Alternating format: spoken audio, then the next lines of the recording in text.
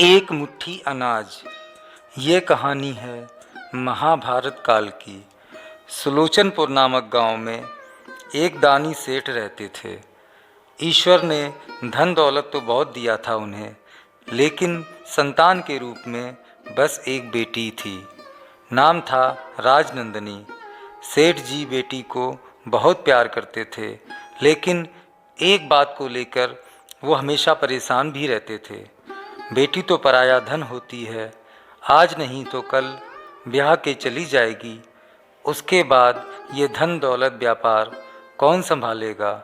खैर, समय गुजरता गया और समय के साथ सेठ जी की चिंता भी बढ़ती गई। फिर वो समय भी आया जब राजनंदिनी ब्याह योग्य हो गई। वो पिता की परेशानी को समझती थी, लेकिन करे भी तो क्या। एक दिन सेठ जी के यहाँ एक महात्मा जी आकर रुके। सेठ जी ने उनका आदर सत्कार किया, भोजन कराया। महात्मा जी ज्ञानी पुरुष थे। वे सेठ की परेशानी को समझ गए। उन्होंने सेठ को एक उपाय सुझाया कि क्यों ना आप अपनी बेटी का विवाह किसी ऐसे व्यक्ति से कर दें जो विवाह के बाद आपकी बेटी के साथ आपके घर पर ही रहे। इससे आपकी समस्या भी हल हो जाएगी और आपको दामाद के रूप में एक बेटा भी मिल जाएगा। सेठ जी महात्मा की बात से सहमत हो गए और एक ऐसे वर की खोज में लग गए जो विवाह के बाद उनकी बेटी के साथ उनके घर पर ही रहे। जल्द ही उनकी यह खोज समाप्त हुई। पास के ही गांव के एक साहूकार अपने बेटे वीर प्रताप का विवाह राजनंदिनी के साथ करने को राजी हो गए। सेठ जी को तो मानो जीवन का सारा सुख एक पल में मिल गया। कुछ दिनों बाद बड़े धूमधाम से राजनंदिनी और वीर प्रताप का विवाह संपन्न हुआ और दोनों खुशी खुशी सेठ जी के यहाँ रहने लगे।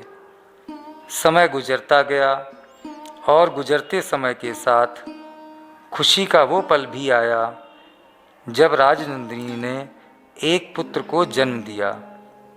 सेठ जी की तो मानो खुशी का ठिकाना ही ना था। जहाँ कभी एक पुत्र के लिए तरसते थे, वहीं भगवान ने दामाद और नवासे के रूप में दो दो पुत्र दे दिए थे। सेठ जी और राजनंदिनी उसे अपनी जान से ज़्यादा प्यार करने लगे, लेकिन नियति को शायद कुछ और ही मंजूर था। धीरे धीरे पुत्र बड़ा होने लगा। एक दिन वो घर के बाहर बगीचे में खेल रहा था।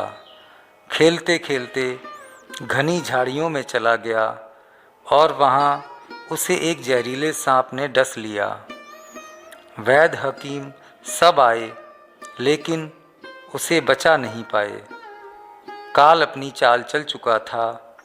सेठ जी पर तो जैसे दुखों का पहाड़ गिर गया। राजनंदिनी भी बेटे की मौत के दुख में अचेत हुई जा रही थी। गांव में मातम छा गया। सभी गांव वाले नम आँखों से पुत्र को अंतिम विदाई देने पहुँचे, लेकिन जब वो उसके शव को दफनाने के लिए लेकर जाने लगे तो राजनंदिनी ने शव को दफनाने से इनकार कर दिया।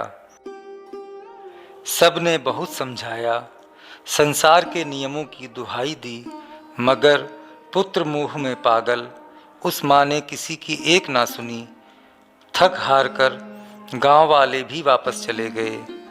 इसी तरह 2 दिन तक वह पुत्र के शव को गोद में लिए बिलखती रही। यह देखकर सृष्टि के रचयिता ब्रह्मा जी भी परेशान हो गए, क्योंकि संसार के नियमानुसार किसी की मौत के बाद जब तक उसका दाह संस्कार नहीं होगा, तब तक उसे संसार से मुक्ति नहीं मिलेगी। अतः उन्होंने ऋषि का भेष धारण किया और राजनंदिनी के पास जा पहुँचे।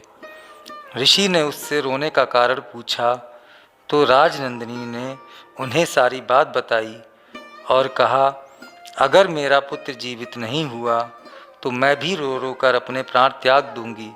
अतः आप मेरे पुत्र को जीवित कर दीजिए।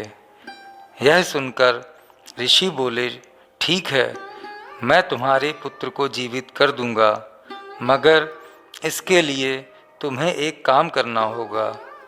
उसने कहा, आप बताइए, अपने पुत्र के लिए मैं कुछ भी करूंगी।